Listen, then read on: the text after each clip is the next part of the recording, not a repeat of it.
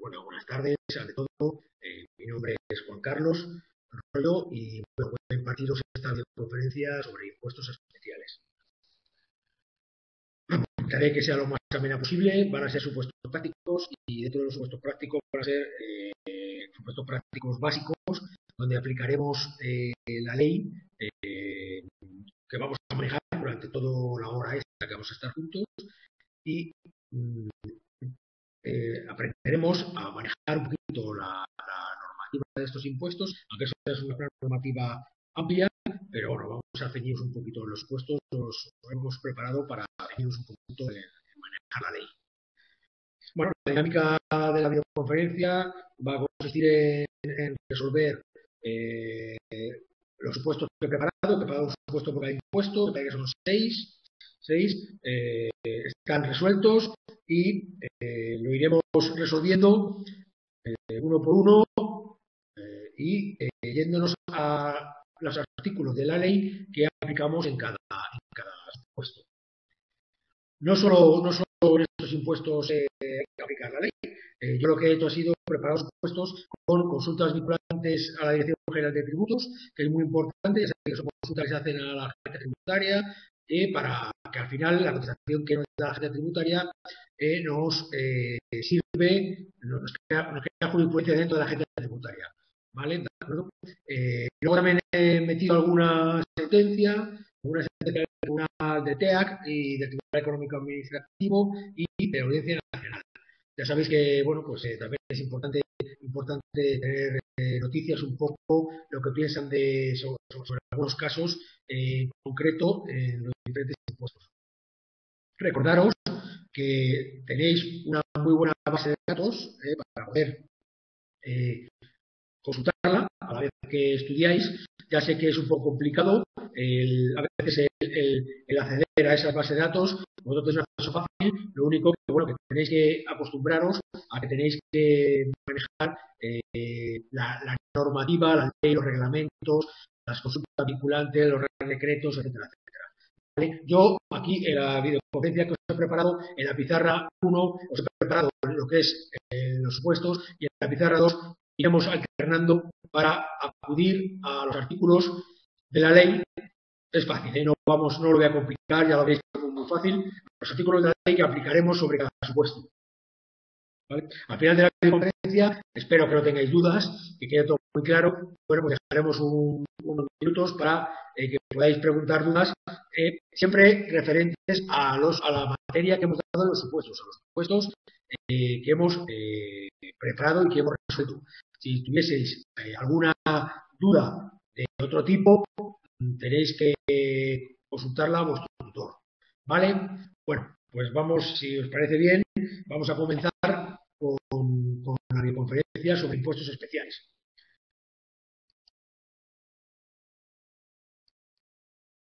Bueno, he hecho una breve introducción a esta videoconferencia práctica diciendo, bueno, que los impuestos, a título de recordatorio, que los impuestos especiales son tributos de carácter indirecto. Es importante subrayar el carácter indirecto. Tributos de carácter indirecto, que recaen sobre el consumidor de determinados bienes, grabando de una sola vez la fabricación, importación y comercialización de dichos productos. Bueno, están recogidos en la Ley 38/1992 de 28 de diciembre de impuestos especiales.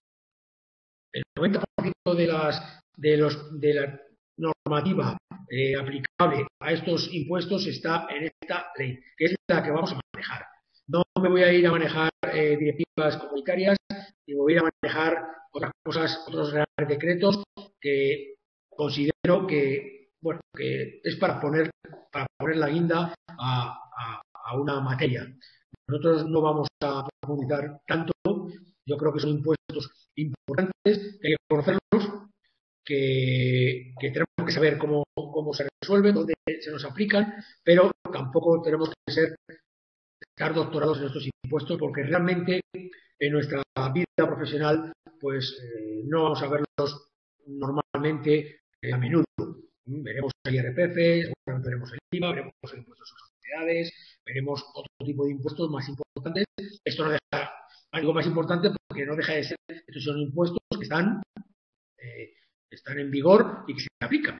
Y que muchos los vemos en el día a día, como puede ser una factura de luz que recibimos en casa, que tiene el impuesto sobre la electricidad, o un impuesto sobre la matriculación de un vehículo nuevo que lo tenemos aplicando, ese impuesto está aplicado en el impuesto especial sobre determinado medio de transporte. O el del carbón, el de la cerveza, el de la cerveza de tabaco y tal, pues bueno, inmediatamente nos lo están aplicando día a día, pero nosotros no lo estamos trabajando. ¿Vale? Bueno, los impuestos especiales, ¿cuáles son? Son 4 principalmente, que son los impuestos especiales de fabricación. Este impuesto especial de fabricación, a su vez, se compone del impuesto especial sobre alcohol y bebidas alcohólicas, del impuesto sobre hidrocarburos y del impuesto sobre las labores del tabaco. ¿Vale? El segundo impuesto es el impuesto especial sobre determinados medios de transporte. El tercero, el impuesto especial sobre el carbón. Y el cuarto, el impuesto especial sobre la electricidad. Vuelvo a repetir, son impuestos que por normativa no son amplios, no son grandes, no son impuestos que nos asusten. La normativa es más o menos breve, pero son complejos, son impuestos complejos de aplicar en la práctica. Cuando nosotros leemos los impuestos, pues a veces no entendemos muy bien lo que hemos leído, ¿vale? Entonces, para eso vamos a hacer estos supuestos y vamos a aplicar principalmente la parte básica del impuesto para que por lo menos conozcáis de forma práctica cómo se aplica cada impuesto. ¿Vale? Pues continuamos y vamos a empezar con el primer supuesto, que va a basar en el impuesto especial sobre el carbón. Y el enunciado nos dice lo siguiente: un empresario nos plantea si su negocio relativo al carbón que desarrolla en toda España se ve sujeto también al impuesto sobre el carbón por las ventas o entregas realizadas en Canarias. ¿Vale? Este señor, fabricante o importador, tiene un negocio de carbón y lo que hace es vender o entregar carbón a las Islas Canarias. Y lo que dice la pregunta es si este impuesto está sujeto, esta operación o esta entrega o esta venta a Canarias está sujeta al impuesto especial sobre el carbón. Tenemos luego una segunda pregunta que nos dice: ¿y si realiza una venta a una empresa de Luxemburgo que a su vez lo vende a un cliente alemán? ¿Vale? Yo soy el empresario, estoy en España, le vendo a una empresa de Luxemburgo que me compra el carbón y esta empresa de Luxemburgo lo revende a una empresa que está situada en Alemania. Un cliente. ¿Vale? Creo que el enunciado está claro. Vamos a proceder a resolverlo. Nos dice la solución que en virtud del artículo 76 de la ley 38/1998 de 28 de diciembre de impuestos especiales, bueno, pues yo creo que os he preparado esta ley y nos vamos a ir al artículo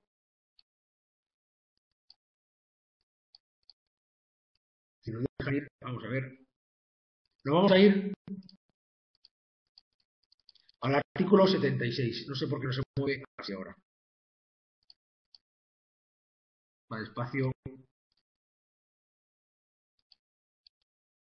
Es que me gusta presentaros esto para que sepáis moveros en la ley, en la normativa, y sepamos cómo aplicamos a un supuesto práctico, vamos a aplicar la ley y cómo vamos a manejarnos en ella, porque realmente al final lo que tenemos que hacer, no hay que aprender, la ley no se aprende de memoria, hay que saber muchas cosas sobre los impuestos, pero realmente muchas veces tienes que acudir a este tipo de documentos o de reglamento, la ley, para poder resolverlos y saber perfectamente lo que dice.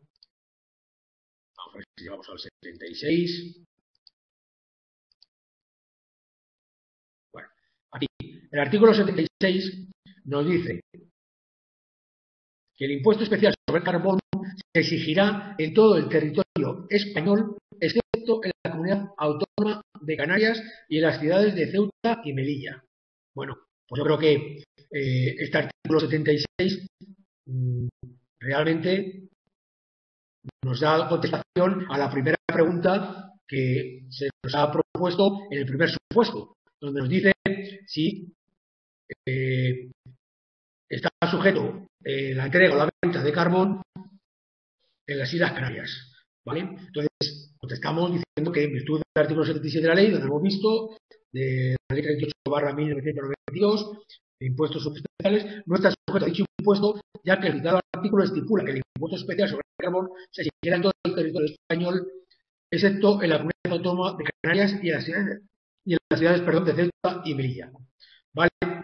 Con respecto, creo que ha quedado claro, el artículo 77 está muy claro. Con respecto a la segunda pregunta, donde nos dice si estaba sujeto una venta de este mismo empresario a Luxemburgo y que luego en Luxemburgo lo vendiesen a Alemania, nos dice que se considera exenta del impuesto. ¿Por qué? Porque se produce una primera venta o entrega a un empresario, que es el de Luxemburgo, que destina el carbón adquirido a enviarlo a un destino fuera del ámbito territorial de aplicación del impuesto. ¿Esto qué quiere decir? Cuando dice ámbito territorial nos referimos al ámbito territorial del territorio español, excepto Canarias, Ceuta y Melilla. En este caso, hemos vendido a un empresario una primera venta que destina el carbón a un destino fuera del ámbito territorial, que este destino es Alemania. Si nos vamos al artículo 79/2,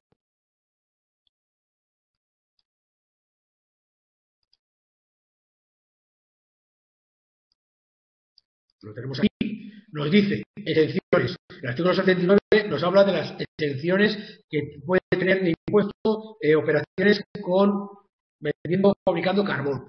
Y nos dice el punto 2, dice, estará exenta la primera venta o entrega efectuada a empresarios, en este caso, la primera venta entregada a empresarios se refiere al empresario luxemburgués, que destine el carbón adquirido a su envío con un destino fuera del ámbito territorial de aplicación del impuesto.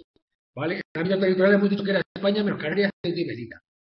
Luego, aquí ya puede haber dos tipos de soluciones, que puede ser que la venta se produzca dentro de la comunidad económica o que la venta se produzca fuera de la comunidad económica. Para eso hace falta una serie de documentación que no vamos a ver aquí, porque nos tendríamos que alargar demasiado, y lo que sí tenemos que saber es que no estaría exenta de impuestos sobre carbón esta venta de carbón a Luxemburgo. ¿Por qué? Porque el de Luxemburgo, el empresario de Luxemburgo, lo va a vender a un empresario que está en Alemania. Y el artículo 79.2 dice exactamente eso. ¿Veis cómo estamos aplicando la ley, la normativa, para contestar a un supuesto práctico de forma fácil? Ya os digo que cada impuesto no es más de 3 o 4 páginas de UPOE, de folios, y nada más que cuando nos está pidiendo exención o sujeción o no sujeción a un impuesto, nada más que tendríamos que acudir a la ley y irnos al artículo que nos habla de exención o de no sujeción de este impuesto y ver si lo que nos están pidiendo encaja dentro de los puntos de exención, etc. ¿Vale? Bueno, creo que no me voy a extender más en este asunto, porque creo que está bastante claro. ¿Vale? En este caso. Vamos a pasar ahora al supuesto número 2. El supuesto número 2 lo voy va a estar basado en el impuesto especial sobre la electricidad. ¿Vale? Nos dice lo siguiente. Una empresa eléctrica factura a un cliente en base a los siguientes conceptos. Potencia contratada, 5,5 kilovatios por 2 meses por 1,6 euros el kilovatio. Consumo de 816 kilovatios por 0,12 euros el kilovatio. Dice, detalles el importe de la factura teniendo en cuenta la cuota del IVA al 21%. Esa es una primera pregunta. Esto, si vosotros estáis en casa y recibís una factura de la luz, vais a ver que dentro de los conceptos que tenéis en esa factura está el de potencia contratada, está el de consumo o suministro consumido, está el impuesto especial sobre la electricidad, eso va a dar un total y luego está el 21% de IVA. Por curiosidad, pues mirarlo y ya veréis cómo aparecen esos conceptos. ¿Vale? La segunda pregunta es si la facturación es mediante recibos bimensuales con vencimiento los días 5 de los meses de enero, marzo, mayo, julio, septiembre y noviembre, ¿cuándo se produce el devengo del impuesto especial? ¿Vale? Aquí, ¿qué nos está pidiendo el supuesto? Nos está pidiendo, bueno, que calculemos realmente, que veamos y calculemos la base imponible del impuesto y el total factura, aplicando ya la cuota del 21% del IVA, y nos está pidiendo cuándo se produce el devengo del impuesto especial. Bueno, pues vamos a pasar a la solución, donde nos está diciendo que el consumo de energía eléctrica y de potencia contratada son los dos conceptos que constituyen la base imponible del impuesto. ¿Vale? La factura, ¿cómo sería? Sería la potencia contratada, estaríamos multiplicando 5,5 kilovatios por 2 por 1,6, ¿vale? Que nos da los 17,60 euros. El otro concepto es el consumo. Realmente la potencia contratada es fija, ya sabéis, se contrata una potencia cuando en una vivienda o en una fábrica, donde sea, se contrata una potencia y esa va a ser fija todos los meses. El consumo es el que no va a ser fijo, va a ser dependiendo de la utilización que hagamos nosotros de la electricidad. ¿Vale? En nuestro caso, el consumo, hemos consumido 316 kilovatios hora por 0,12 euros, que nos da 97,92 euros. Y el impuesto sobre la electricidad, ¿cómo lo calculamos? Bueno, pues la base imponible de este impuesto está compuesta por la potencia contratada y el consumo de electricidad. ¿Vale? Los 17,60 euros más los 97,92 euros. ¿Vale? A esto lo multiplicamos por el tipo impositivo, que según el artículo 99 de la ley es el 5,11269632 porcentual, en porcentaje. ¿Vale? Lo aplicaríamos sobre la suma de los 27,60 más los 97,92 y nos daría 5,91 euros. Ese sería el importe del impuesto sobre la electricidad. ¿Vale? A todo esto le calcularíamos el 21% de IVA, que nos da 25,50 euros. Y el total factura por la suma de todos los conceptos, de la potencia contratada, del consumo, del impuesto sobre la electricidad y del IVA. Y nos da 146,93. Aquí, no sé si os habéis dado cuenta, estamos pagando doble imposición. Estamos pagando el IVA sobre un impuesto que ya estamos pagando.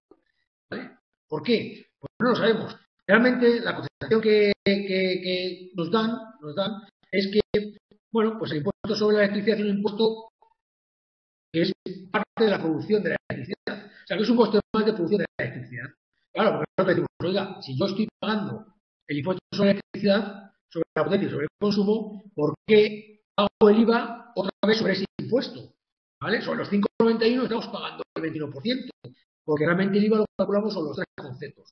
¿Vale? Bueno, pues la contestación que se dice a este hecho de gravar un IVA, un impuesto sobre otro impuesto, es que, bueno, pues que el impuesto sobre electricidad es un impuesto que es parte de la producción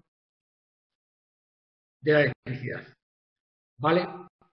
Bueno, así hemos contestado a las primeras preguntas. Volvemos para atrás y hemos contestado al detalle del importe de la factura. ¿Vale? Que ya lo hemos hecho. Ahora nos habla de cuándo se venga el impuesto especial. Si tenemos unos recibos que nos pasan los días 5 de enero, marzo, mayo, julio, septiembre y noviembre. ¿Vale? Bueno, pues nos vamos a la solución de lo que nos dice aquí. Y nos dice que, de conformidad con el impuesto por el artículo 95 de la ley 38/1992, bueno, vamos a irnos al artículo 95. Vamos a irnos al artículo 95.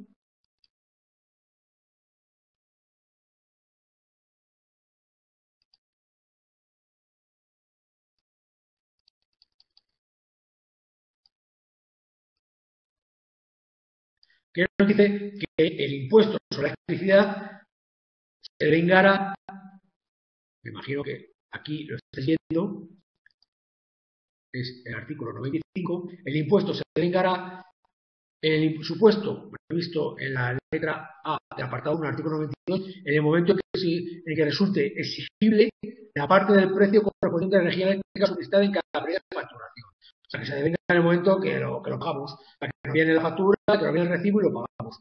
¿Vale? No tiene más historia. Lo dice clarísimamente aquí. Si nos vamos a la contestación que tenemos del supuesto, pues nos dice que según el artículo 95 de la ley 38/1992, el impuesto especial se devenga en el momento en que resulte exigible la parte del precio correspondiente a la energía eléctrica solicitada en cada periodo de facturación. ¿Vale? En nuestro caso se devengará por los días 5 de los meses de enero, marzo, mayo, julio, septiembre y noviembre. ¿Vale? O sea, quiere decir que en el momento que nos facturen y nos exigen la factura, se va a devengar el impuesto sobre la electricidad. ¿Vale? Creo que ha quedado claro. Si tenéis alguna duda, pues al final pues, me lo preguntáis para no interrumpir la videoconferencia y al final pues contestaré a las posibles dudas que haya sobre esos supuestos. Bueno, si pasamos al tercer supuesto, que es el impuesto especial sobre las labores del tabaco. Bueno, esto es un impuesto que, si lo pensáis así, es un impuesto bueno, que se carga sobre los cigarrillos, sobre los puros, sobre los cigarros, sobre el tabaco picado que se enrolla y tal y se fuma. Ya sabéis que el tabaco lleva impuestos y, bueno, impuestos importantes, igual que la electricidad, igual que el carbón. ¿Vale? Entonces, el supuesto que vamos a ver, en este caso, nos dice que en marzo del 2012, en un depósito fiscal de labores de tabaco, se han producido dos siniestros. O sea, teníamos en un depósito, teníamos depositado labores de tabaco y se han producido dos siniestros. Un incendio donde se han quemado 75.000 cajetillas de cigarrillos y el otro siniestro ha consistido en un robo de 50.000 cajetillas de cigarrillos. ¿Vale? Y nos dice que si están sujetas al impuesto especial las 125.000 cajetillas desaparecidas. Esa como primera pregunta. ¿Vale? Tenemos un depósito fiscal. El depósito fiscal es un depósito donde tenemos tabaco que aún no ha devengado el impuesto, porque ha ido de una fábrica a ese depósito y realmente no ha tenido salida y aún no se ha pagado el impuesto. Y nos preguntan si esas cajetillas que se han perdido o han desaparecido están grabadas por el impuesto especial sobre la labor del tabaco. Las que se han desaparecido por un incendio y las que han desaparecido por un robo. ¿Vale? Vamos a contestar la primera pregunta, no vamos a hacer la segunda pregunta y la hacemos después de contestar a la primera, si os parece. Entonces, para contestación a la pregunta que hemos hecho en este supuesto, a la primera pregunta, dice, solución, las 75.000 cajetillas desaparecidas a consecuencia del incendio no estarán sujetas al impuesto, siempre que sea por caso fortuito o de fuerza mayor y haya quedado perfectamente acreditado ante la administración tributaria. ¿Vale? Y esto nos lo dice el artículo 57 de la ley 28/1992. Vamos a irnos al artículo 57, para que haga un poquito más rápido. Nos vamos al artículo 57.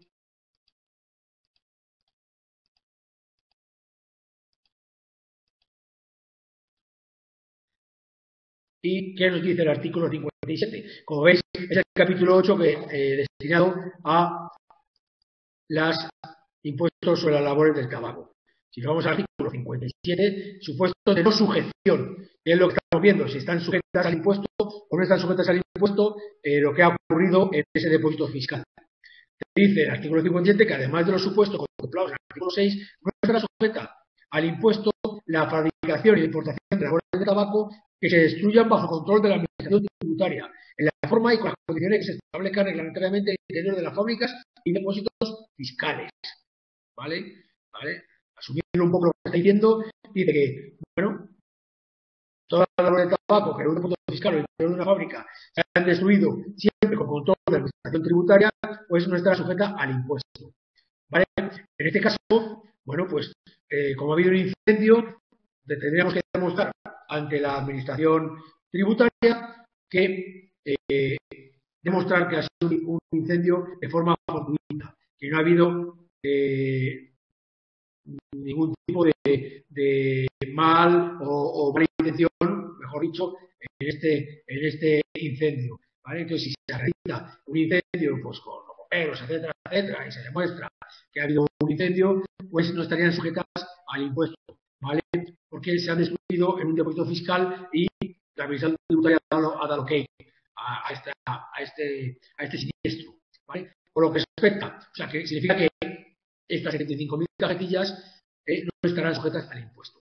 Por lo que respecta a las 50.000 cajetillas desaparecidas, a consecuencia del robo, la Administración Tributaria viene considerando a reserva de lo que pueden determinar los tribunales, ¿vale? Sabéis que si no estamos de acuerdo con una contestación de una Administración Tributaria, podemos acudir a los tribunales para resolverla.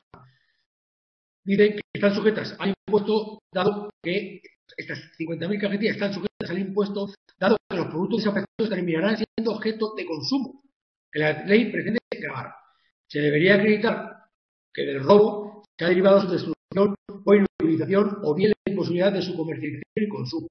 ¿Vale? Es una sentencia del Tribunal Económico Administrativo Central del 9 de marzo de 2006, que en vuestra base de datos podéis leerla. Tiene 3 o 4 páginas y es un caso parecido, donde nos dice que ha habido un robo. Entonces, la sentencia del tribunal, no solo la Administración Tributaria dice que sí tributarían de las 50.000 cajetillas por robo porque van a acabar siendo consumidas de una forma o de otra, sino que además viene reforzado por una sentencia del Tribunal Económico Administrativo Central que nos dice que le da la razón a la Administración Tributaria. Nos dice que, bueno, pues que como no acreditemos del robo, que por el robo se han destruido o se han utilizado estas cajetillas de tabaco y son imposibles de su comercialización y consumo, pues que también están sujetas al impuesto. ¿Vale?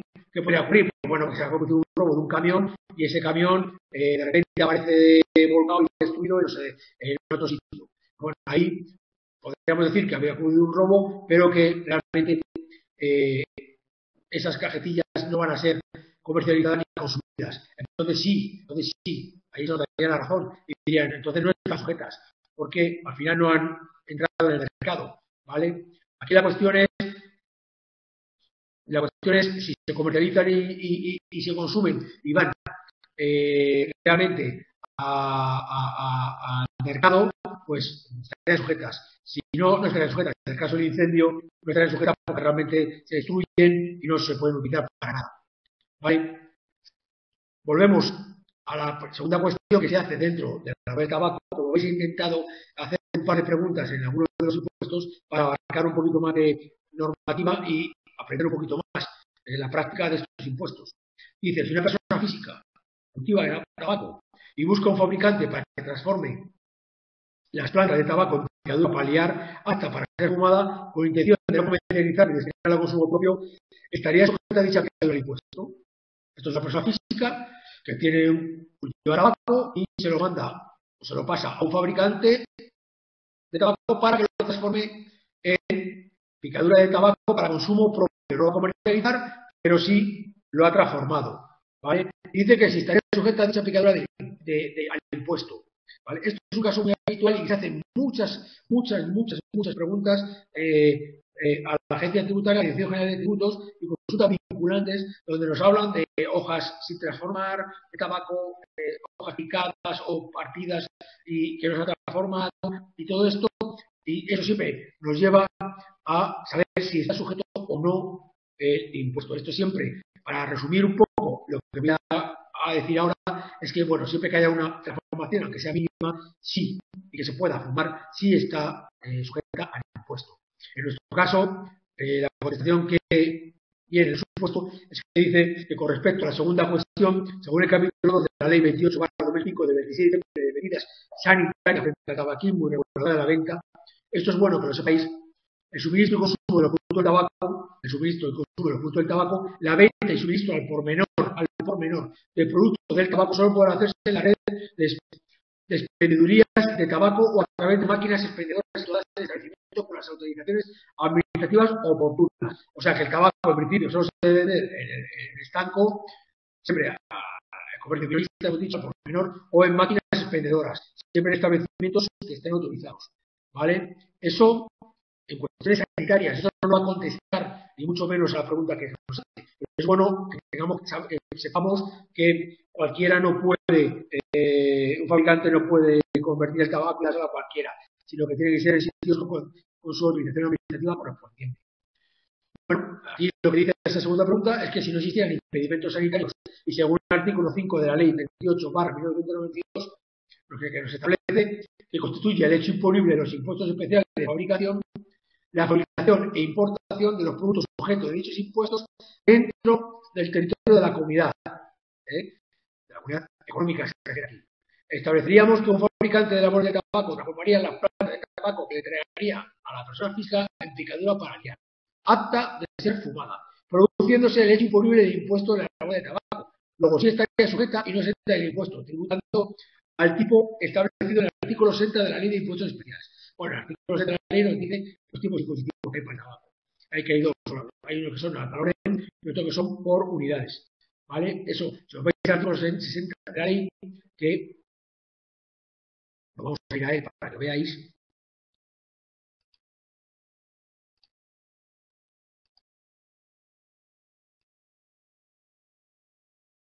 Nos habla, el artículo 60 nos habla de los tipos impositivos, ¿vale?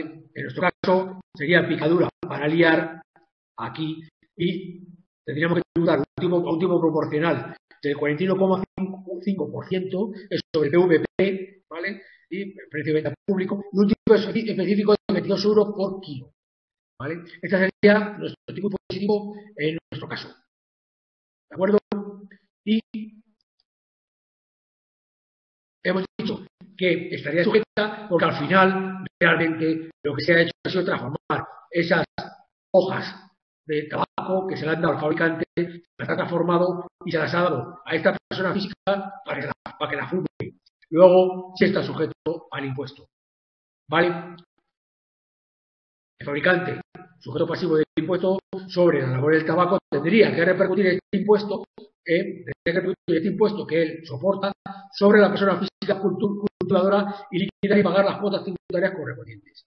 ¿Vale? En este caso que os he puesto aquí, esta segunda pregunta, realmente es una consulta vinculante a la Dirección General de Tributos V369 del 2012. ¿Vale?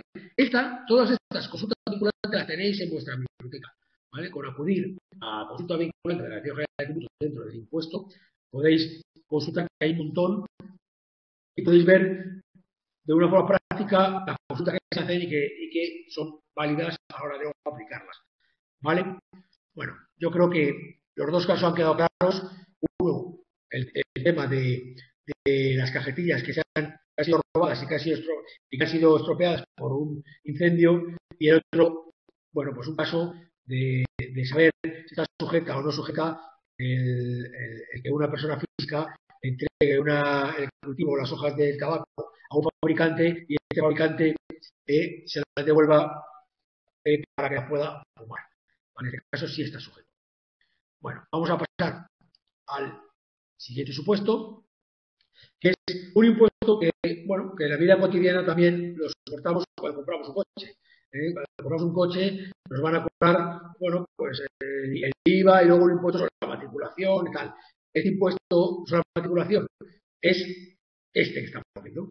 Cuando compramos un coche tenemos los dos impuestos que nos cobran si el coche es nuevo es el IVA y el impuesto sobre la matriculación. Entonces, el impuesto sobre determinado medio de transporte, que es en nuestro caso. ¿Vale? Es para que os centréis un poco y sepáis realmente a qué impuesto nos estamos refiriendo. Este supuesto nos dice: un ciudadano residente en Berlín que dispone de una segunda vivienda en Madrid se plantea la posibilidad de utilizar, debido a las estancias que lleva a cabo en España, un vehículo ya matriculado en Alemania, el cual permanecerá de modo permanente en España para ser utilizado por el interesado una semana al mes. Se trata de un periodista que trabaja en su casa. Analiza si este sujeto debe o no matricular definitivamente en España el vehículo. O sea, esto es un ciudadano que no es residente en España, ¿vale? Pero que dispone de una vivienda en España, una segunda vivienda que viene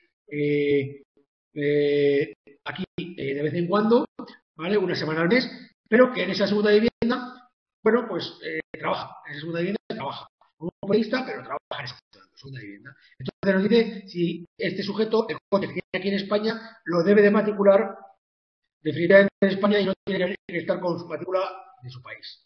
¿Vale? Bueno, la contestación que tenemos a este supuesto es la siguiente. Dice que al amparo por lo establecido para la disposición primera de la Ley 38/1992, bueno, es la ley, si lo vamos a la ley, cuando acabamos con los impuestos, tenemos las disposiciones adicionales y la primera de todas nos dice lo siguiente.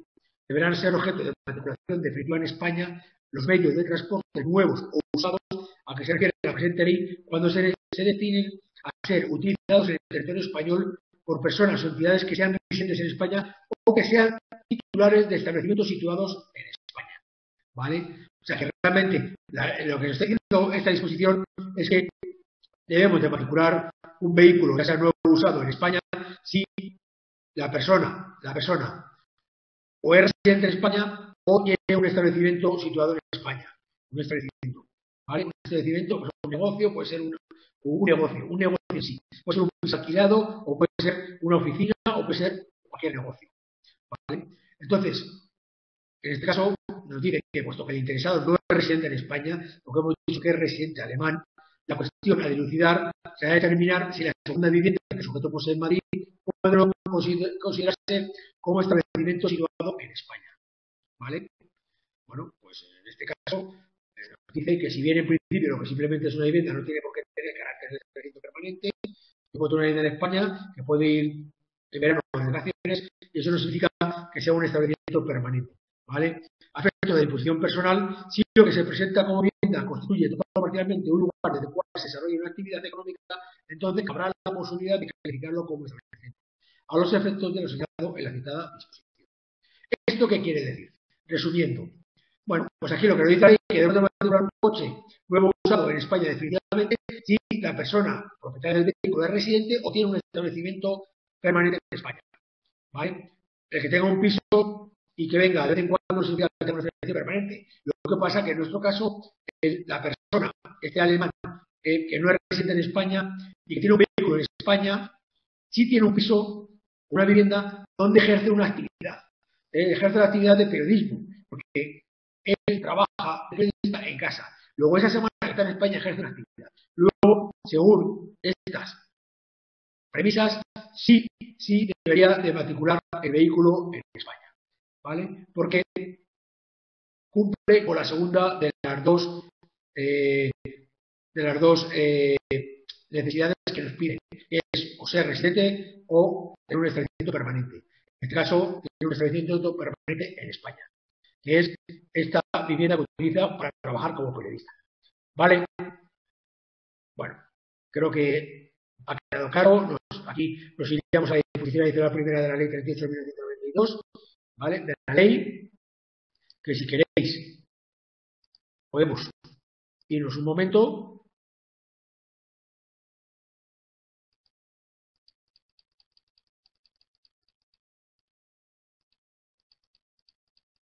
Acaban todos los impuestos, es para que sepáis, lo hago principalmente para que sepáis localizarla.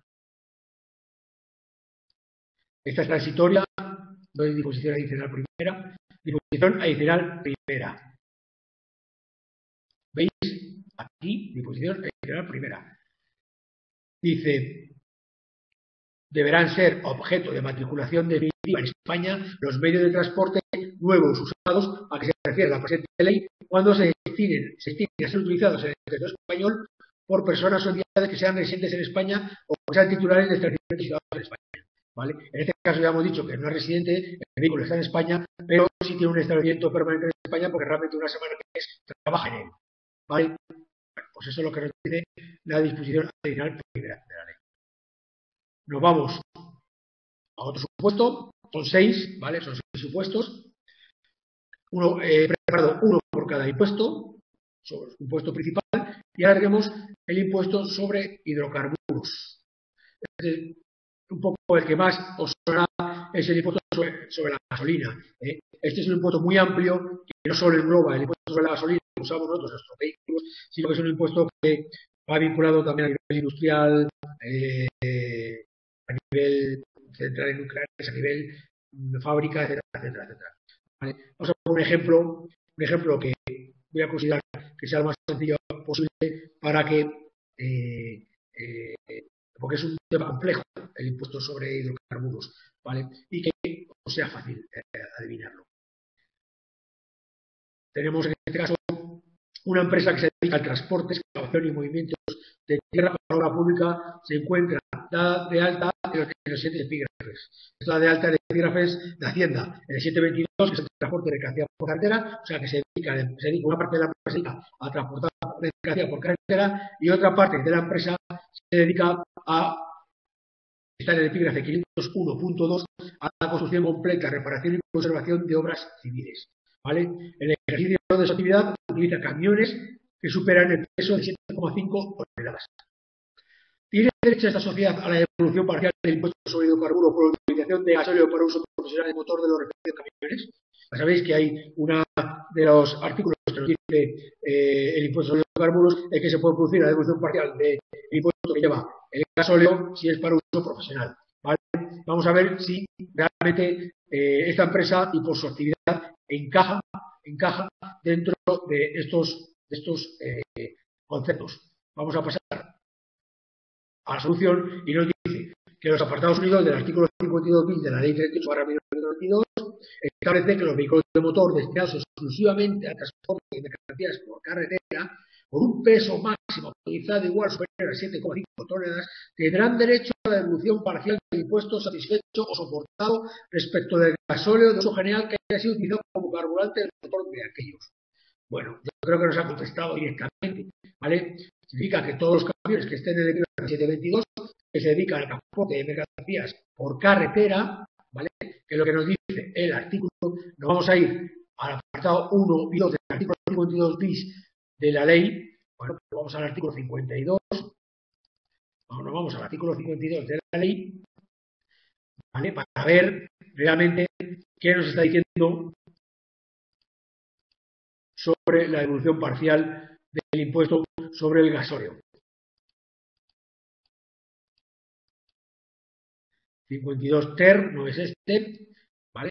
Esto lo estoy haciendo, a lo mejor estamos perdiendo un poco de tiempo, pero yo quiero que empecéis a moveros bien sobre lo que es una normativa de un impuesto y que no se sabe de memoria, sino que llegamos aquí y decimos devoluciones, artículo 52, ¿vale? A nosotros nos viene, vamos a ver cuál es que nos dice el 52 bis, perdón, el 52 bis. Devolución parcial por el gasóleo de uso profesional. ¿Vale? El 52 bis nos dice que el punto 2, los vehículos que se refieren al apartado 1 son los siguientes. A. Los vehículos de motor o conjunto de vehículos acoplados destinados exclusivamente al transporte de mercancía por carretera, por cuenta ajena o por cuenta propia, me da igual, y con un peso autorizado igual superior a 7,5 toneladas. ¿Vale? Todo esto, realmente lo que nos está pidiendo el supuesto. Si no vamos al supuesto, ¿vale? Nos está diciendo que, en nuestro caso, todos los camiones, como son transportan mercancía por carretera y los camiones son de un peso superior a 7,5 toneladas, tendrán derecho a la devolución parcial del impuesto. ¿Vale? He visto que ha entrado alguna pregunta que no la veo clara, pero si no os importa, cuando acabemos con estos supuestos, las intentamos resolver. ¿Vale? La resolveré en cuanto acabemos de dar los impuestos. Porque si no, interrumpimos y yo creo que va a ser peor para todos. ¿Vale? Para mí me da igual, pero yo creo que para los demás, que a lo mejor no hacen la pregunta, va a ser peor. Mejor es que cuando acabemos, que vamos ya a quedar un poquito, intentamos contestar las preguntas. En nuestro caso, hemos dicho que esos camiones tienen derecho a devolución. En cambio, los camiones que la empresa englobados en el epígrafe 501.2, dedicados al transporte y movimiento de tierra, realizan su actividad mayormente fuera de los caminos pavimentados y dispuestos para el tránsito de vehículos, con la implicación que esos camiones no realizan exclusivamente transporte por carretera, no teniendo derecho a la devolución parcial del impuesto sobre hidrocarburos o consumo de gasóleo de uso profesional. Vamos a ver, está claro. Solo se puede devolver parcialmente el gasóleo profesional cuando el transporte de la mercancía es por carretera, ¿vale? Y en este caso, normalmente lo que se va a transportar va a estar trabajando en sitios, en caminos principalmente, no pavimentados, etcétera, etcétera, porque hacen vaciados de terrenos, etcétera, etcétera, cargados con arena, y a no circular por carreteras y no transportar mercancías, pues en este caso el impuesto no se producirá la devolución parcial del impuesto sobre hidrocarburos por gasóleo profesional. ¿Vale? Bueno. Y creo que por último tenemos el supuesto sobre el impuesto sobre alcohol y bebidas derivadas. Una entidad mercantil dispone de código de actividad y establecimiento para la elaboración de especialidades farmacéuticas. Para su fabricación utiliza alcohol no desnaturalizado. El alcohol no desnaturalizado es el que no... el no naturalizado es el que se utiliza para las personas, vamos, para las personas o los animales. El naturalizado es el que no es de uso humano, ¿vale? Pues va a beneficiarse de las excepciones establecidas en el artículo 22.4 de la ley 38/1992. Estamos hablando de una empresa que elabora especialidades farmacéuticas y que utiliza alcohol no desnaturalizado. Dice que por utilizar este tipo de alcohol con este tipo de actividad que sí podemos beneficiarnos de la excepción establecida en el artículo 42.4 de la ley. Bueno, pues el artículo 42.4 de la ley 38/1992 nos dice que establece que estarán exentas la fabricación e importación de alcohol que se destine a fabricación de medicamentos, entendiéndose como toda sustancia, combinación de sustancias que se presente como poseedora de propiedades curativas o preventivas con respecto a las enfermedades humanas o animales, ¿vale? Esta exención quedaría condicionada a la distribución del medicamento como especialidad farmacéutica predescrita en el registro correspondiente, ¿vale? La aplicación de la exención de que disfruta el alcohol recibido por la empresa se limitaría a los procesos de fabricación de medicamentos o la oficina gestora hubiese dados conformidad. Vamos a ver, ¿esto qué significa? Esto significa que está exento este alcohol porque esta empresa lo que hace es utilizarlo para fabricar medicamentos. Medicamentos que están inscritos en el registro correspondiente, pues el registro del registro de medicamentos, etcétera, en el Ministerio de Sanidad, tiene que haber un registro donde se registra ese medicamento, ¿vale? Entonces, si ese medicamento se ha registrado y la oficina gestora ha dado el OK, ¿vale? La oficina del registro correspondiente ha dado el OK, significa que yo podré no pagar el impuesto sobre el alcohol, sobre este alcohol que utilizo para medicamentos, por eso mismo, porque lo utilizo para medicamentos y tengo el OK de la oficina gestora, en este caso. Bueno, y con esto hemos llegado al final de la videoconferencia, donde, bueno, pues espero que haya sido amena. Me hace una pregunta Marina que dice, tengo pues si le vendo el carbón a una empresa española que lo vende a Alemania, entonces tampoco se paga el impuesto. Sí, en este caso tampoco estaría sujeto al impuesto, no estaría exento, estaría no sujeto, ¿vale? No sujeto, porque realmente es una primera venta que se produce en un país dentro de la comunidad, y en este caso el impuesto no estaría sujeto. Esta venta no estaría sujeta al impuesto. Vamos a ver, otra pregunta de Erika me dice que la venta de un vehículo entonces no estaría sujeto al impuesto especial de transporte, salvo que sea de primera matriculación o así. Bueno, vamos a ver. Solo está sujeto al impuesto la matriculación. Ojo, si yo vendo un coche que está matriculado en España, no está sujeto al impuesto. Solo cuando yo le meto una matrícula nueva al coche. Yo meto un coche de Alemania aquí a España y lleva matrícula a Alemania. Cuando tenga que matricular yo, por ejemplo, en España, tendré que pagar el impuesto, porque yo tengo que pagar el impuesto sobre los vehículos. Este impuesto lo tengo que pagar, el impuesto especial de transporte lo tengo que pagar porque lo estoy matriculando por primera vez en España, ¿vale? Son las primeras matriculaciones que se produzcan aquí en nuestro territorio, aunque el coche sea nuevo o no sea nuevo. Yo, por ejemplo, cuando voy al concesionario y compro un vehículo, me tienen que matricular. Ahí es cuando pago el impuesto, ¿vale? Siempre es como tú me has dicho después, salvo que sea de primera matriculación, correcto. O sea de primera matriculación. Yo si vendo un coche que ya tengo matriculado no tengo que pagar nada, ni el comprador tampoco. Este impuesto no se paga, ¿vale? Paga otro impuesto que es el impuesto de transmisiones patrimoniales, ¿vale? Que no tiene nada que ver con este impuesto. Este es el impuesto de matriculación, realmente.